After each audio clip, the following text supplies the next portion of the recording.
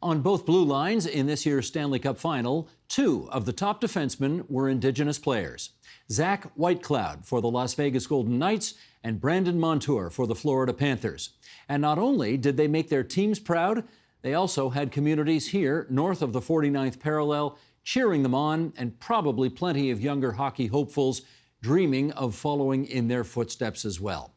With us now on why more and more Indigenous kids are getting into the game, we're joined in Timmins, Ontario, by co-founder and CEO of Hockey Indigenous. There's Stephane Friday, who is Cree from Kashechewan First Nation. Stephane, it's great to meet you. How you doing? Oh, nice to meet you, Steve. I'm doing great. Yourself? Just great, thank you. Did you, as I did, watch all of the Stanley Cup final? Oh, I did. I pretty much did. What'd you think of and after the game? What'd you think of those two guys? Oh, they're amazing. I think they played great. They're very inspirational, and it really motivated me too. So it was very inspiring. It was wonderful to see that. Let's talk more about that, because Hockey Indigenous has been around for about 6 years. What's the biggest change you've seen over that 6 years that you've been doing it? The growth has been tremendous. I remember starting out, and there wasn't much of a lot of like Indigenous youth getting into the game. I mean, like, we're all passionate about the game, but in terms like of organized hockey, I noticed a growth. And for example, the CHL, which connects to the WHL, the OHL, and the QMJHL, I noticed like it grows up at least like 5 to 10 players each year, and I think it went to like close to 60 Indigenous players this year. And when I started off Hockey Indigenous, it was called Indigenous Hockey at the time. There was about 15 to 20, and that was 6 years ago. So you could imagine the growth now and the growth that it's going to. And we've received like so much submissions to the point that we can't keep up and like to promote the youth. So that's a good problem to have. Another staggering thing. Yeah, that's a good problem to have. I'd like to know what it means to you to know that the Stanley Cup is going to spend, this is the tradition, that you win the Stanley Cup, you're allowed to bring it, each player is allowed to bring it for one day to their home community, and Zach Whitecloud is going to bring that Stanley Cup to Sioux Valley, Dakota Nation. What does that mean to you? I feel really happy for him. I feel so excited for the community members, and just thinking about like the Indigenous communities, and especially Sioux Valley, Dakota Nation. They have such a great support system there, and I seen it through like through our social media pages too, because I noticed that there's like some of the family members sharing, and I'm just very excited. It's exciting times, and I'm just very honored and humbled to really witness this with all the Indigenous people that have been following Indigenous hockey players. And I'm very happy for him. And that's the one thing I could just simplify right now. Right. Have you met Zach or Brandon ever? No, I haven't. If you could, what would you say to them? Oh, I would be very excited to meet them, and it would be an honor to meet them, and I would tell them thank you for inspiring me to motivate me to get this page going out. And it would be a very exciting thing to meet them. And the number one thing I would just say is like, keep doing the work that you guys are doing, because they inspired so much Indigenous youth. I don't think they can really comprehend how much support system they really have. So just wanted to let them know that much support they have.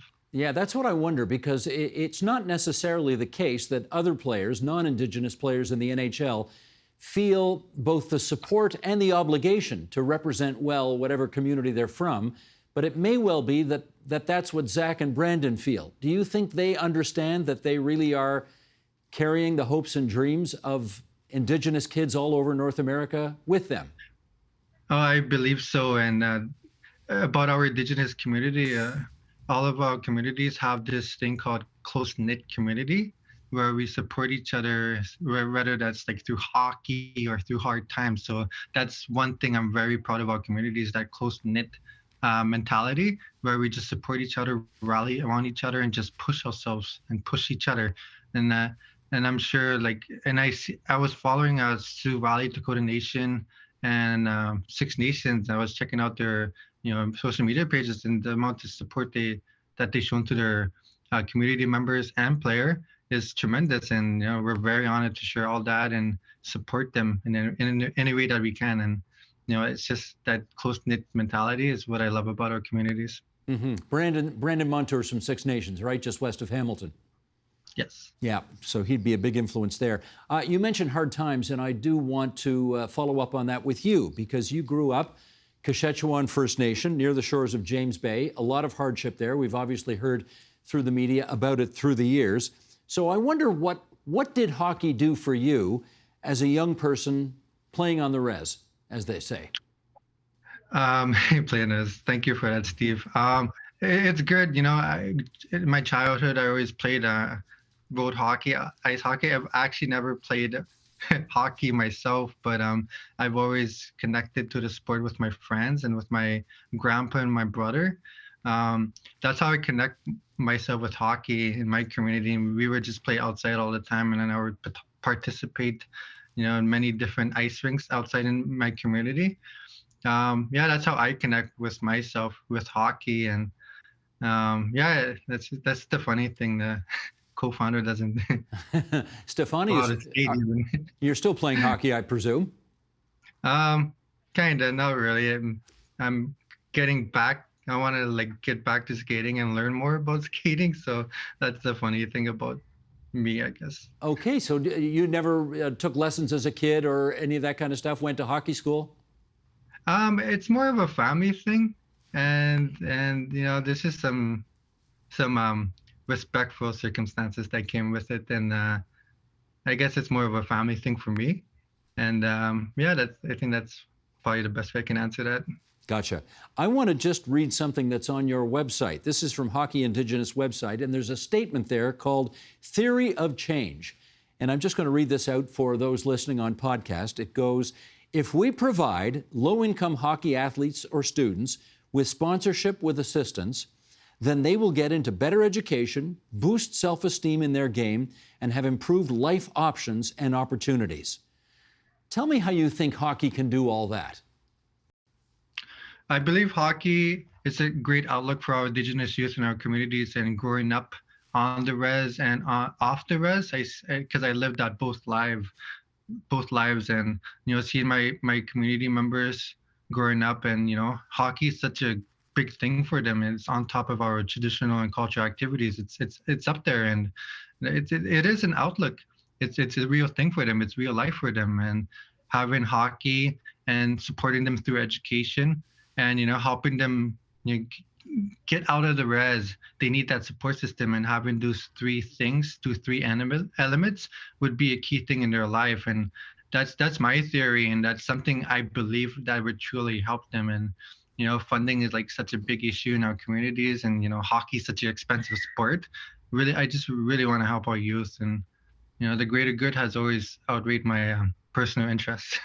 That's a great point, because hockey, unlike basketball, which all you need is a ball, or unlike soccer, where all you need is a ball, hockey's expensive. You need equipment, you need skates. I mean, you're literally into hundreds, if not thousands of dollars to get Yes. outfitted for all of that. So tell me about some of the programs that you're running out of Hockey Indigenous to try to make it more accessible for kids. So we just recently started our youth hockey skills clinic, where we outsource Indigenous facilitators within the area wherever we are hosting. So it's using grassroots, helping grassroots youth. So there's that interconnected Indigenous connection there. And that's one thing that we're doing. And the big thing that we're doing is the youth promotion, where we promote Indigenous youth from all over Turtle Island, which is Northern Canada. Mm-hmm. And Canada, Northern Turtle Island. And that's where we help promote our youth, get them noticed, help expose them. And it creates a bridge. We're like a bridge for the youth and these managers, coaches, wherever organized leagues, where they come from. And we do get contacted whenever we post youth.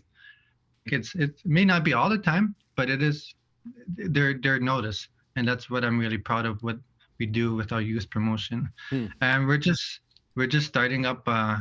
We just finished the call out for our plan for a national Indigenous junior hockey championships, and we're closing in on our call for a hockey Indigenous scouting program, where we just want to expand that youth promotion, where we could create a whole comprehensive database and just help our youth in any way possible. And we think 10 years ahead over here at Hockey Indigenous, and we go by our plan and we just do our work. So that's like the three main programs that we're doing. We still have lots of ideas planned that will be upcoming in the next couple of months and years. Good stuff. Do you have an indoor arena at Saskatchewan? There is an indoor arena in my home community, and it's pretty old. It definitely needs some maintenance. So that's like another initiative I would love to do through Hockey Indigenous, is a hockey for communities initiative, where we could build or renovate arenas or in Indigenous communities, so they could have access and opportunities and a safe space for play, because play is important for youth. It sure is. Stephane, I have 30 seconds here left to tell you, because I don't think you are old enough to have been alive when the Maple Leafs last won the Stanley Cup. Am I right about that? Probably not. I don't think so. I don't think you were, because that was, 56 years ago already. But I think it's worth remembering that the guy who picked up that trophy for the Toronto Maple Leafs, George Armstrong, the captain, was himself Indigenous. So Indigenous players have been playing in the NHL for a very long time, and I'm going to watch Brandon and Zach continue to do good, and it's going to be very exciting. So I thank you for coming on to TVO tonight and talking to us all about this. I agree with you, Steve. I wish you a wonderful day. Thank you for this opportunity. To you too. Miigwech. Miigwech. Thank you. The Agenda with Steve Paikin is made possible through generous philanthropic contributions from viewers like you. Thank you for supporting TVO's journalism.